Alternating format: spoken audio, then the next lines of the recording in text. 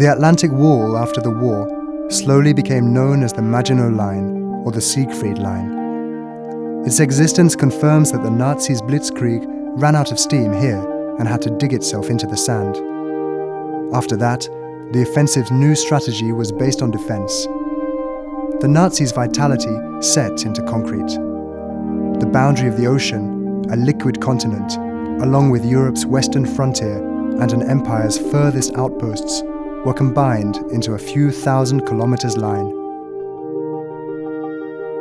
The Atlantic Wall combines components of various kinds and functions: air and land defense, submarine stations, radio and radar systems, infantry bunkers, kitchens, ammunition dumps, bunkers for light and heavy guns, as well as for far-range cannons.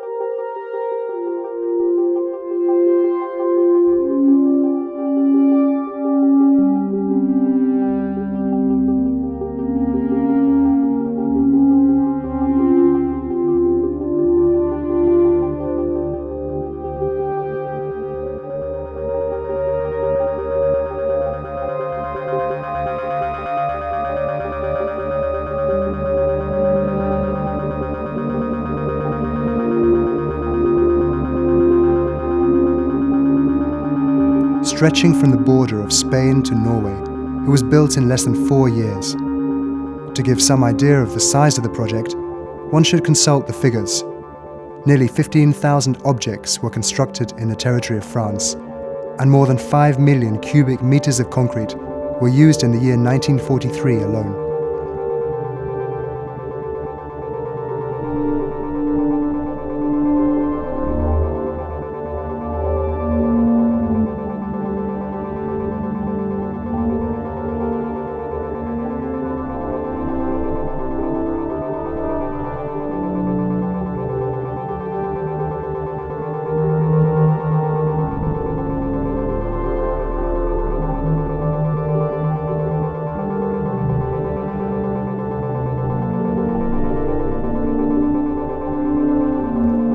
Here, the totality of war is presented in mystical dimensions. The military operation created a new landscape through a defensive structure with its eyes set on the boundless ocean and the horizon.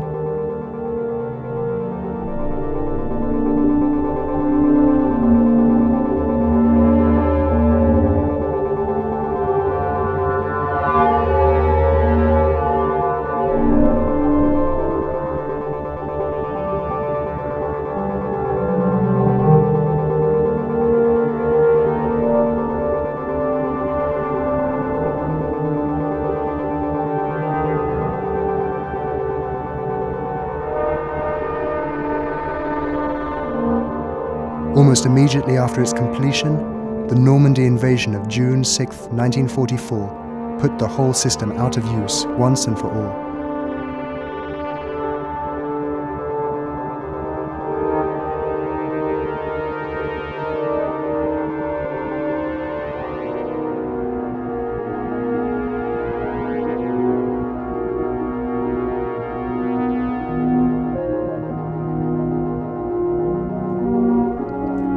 The landscape is slowly changing around the bunkers due to erosion and a new breed of invaders. We are entering the territory of the tourist. Gigantic blocks of concrete in a state of decay and without a function are lying here and there in the dunes, an architecture left behind on the sandbanks of an ocean.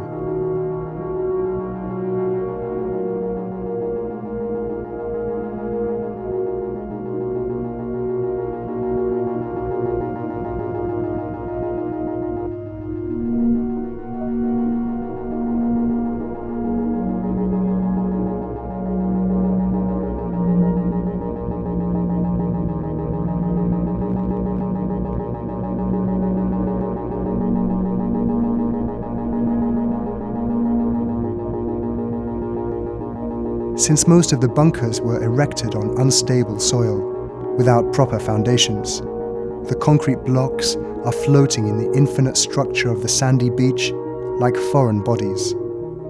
They capsize, sink, and are thrown about in the sea of sand.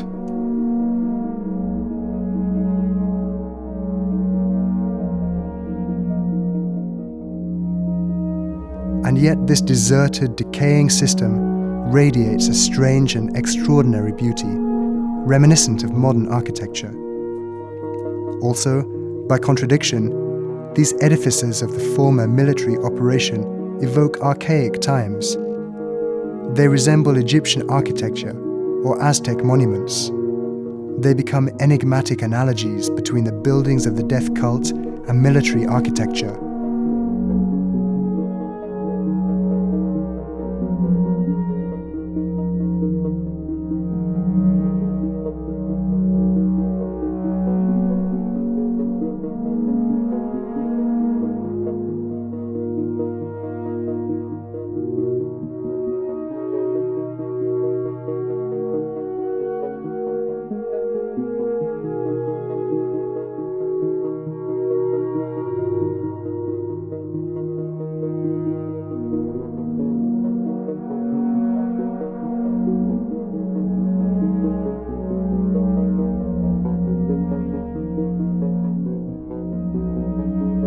Rounded shapes in grey, temples without a culture, always facing the ocean's horizon.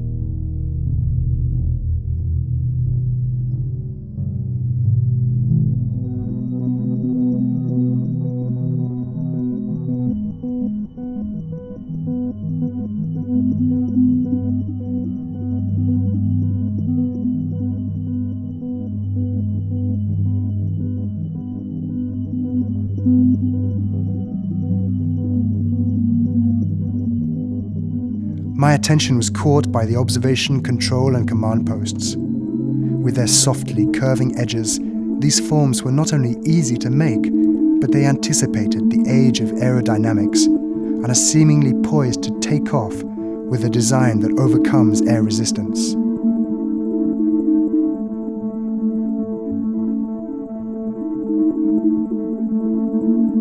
Hidden underneath this helmet-like shape was the unrelenting gaze, which issued commands to the entire system of operations.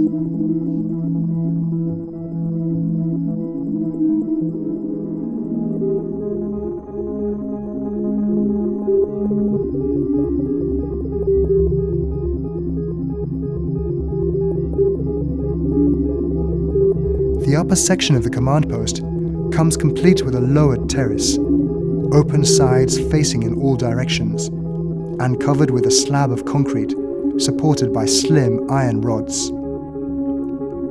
From a distance, this robust slab of concrete often seems to be hovering over the construction.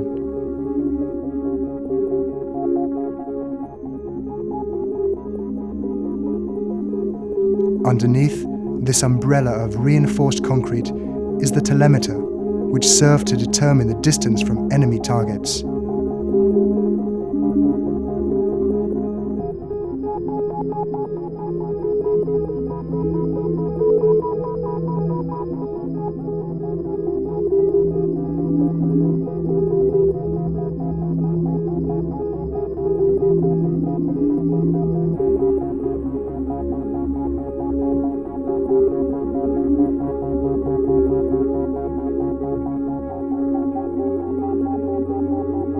Their function is to aid visual observation. They feature a conspicuously protruding, often semicircular facade. Set in homogeneous capsules of concrete, with walls often half a meter thick, the narrow, arching line of the observation or firing hole suggests a negative, incised form.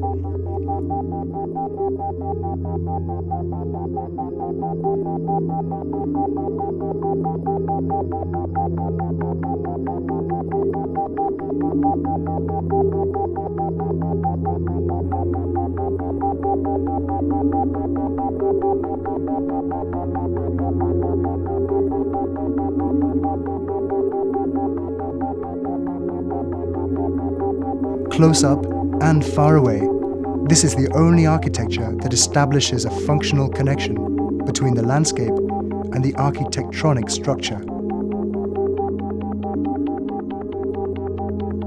It tried to stay inconspicuous, somehow to blend in with the landscape. This is like a state of alert. The war is like a ritual hunt, a practice for appropriating the landscape and for permanently controlling the view.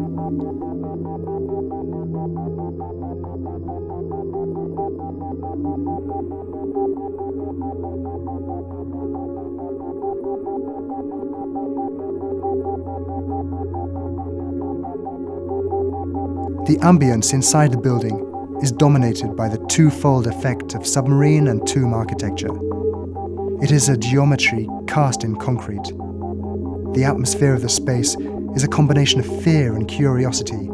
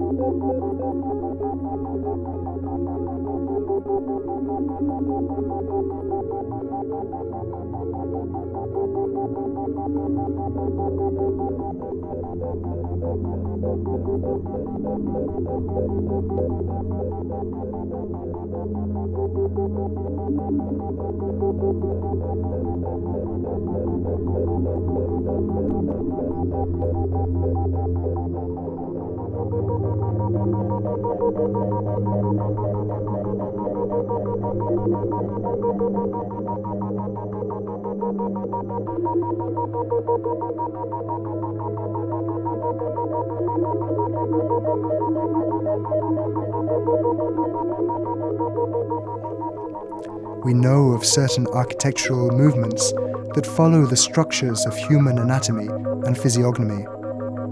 The observation post appears in the landscape as an aphorism of a masked face or a motorcycle helmet. Only the line of sight is clear. Most of the building is concealed under the ground.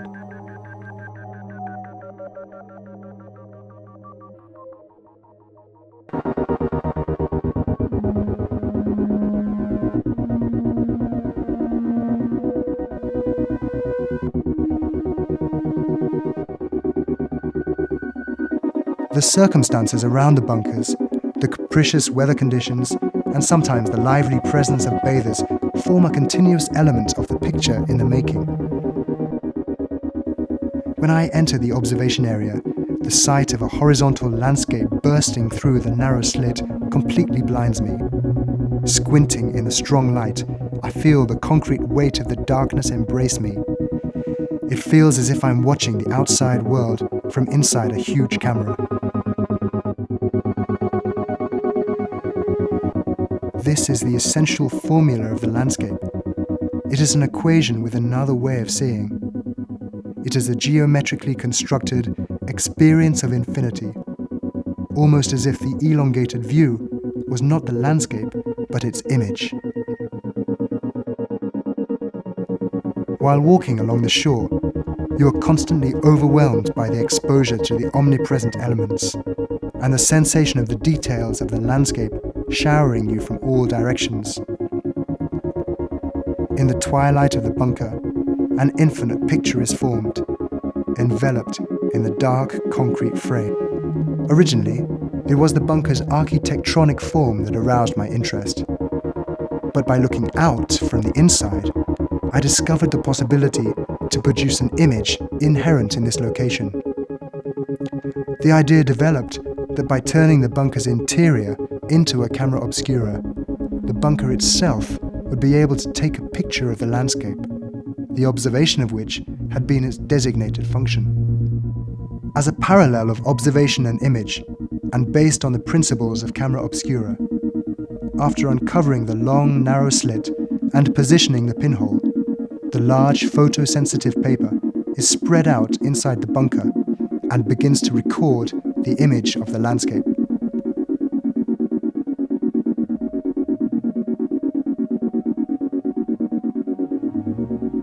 A camera produces an image in a split second.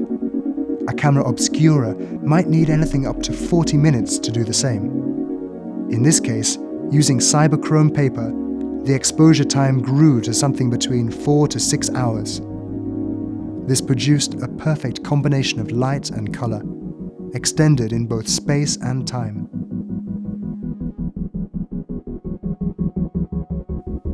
However, the long exposure softens the harshness of nature, making rapidly changing events into insignificant details. In the end, these do not appear to form part of the picture.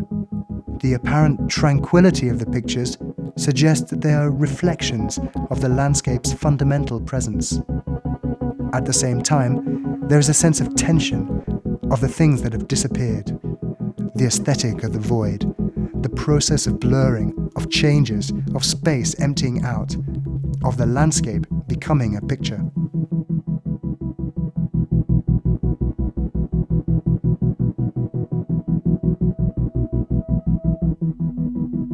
Before this, I had no personal experience of the landscape.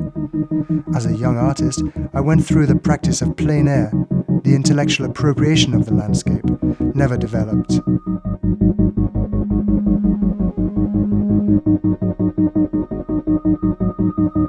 Nature was the physical demarcation of the outside, a scene of harsh elements and light. And yet the visually complex system of landscape was already familiar from painting.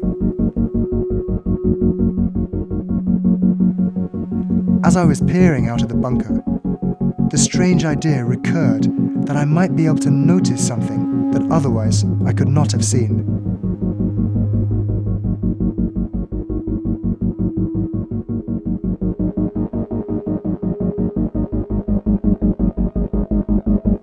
as if perhaps the bunker could focus on details that might be there, but remain invisible.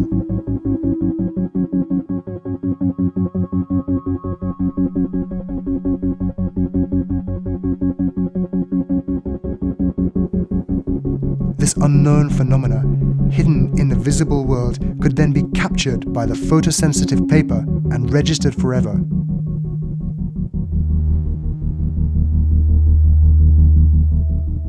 This is a bizarre contradiction between apprehension packed inside a tin box made of concrete and the peaceful landscape passing the date of expiry.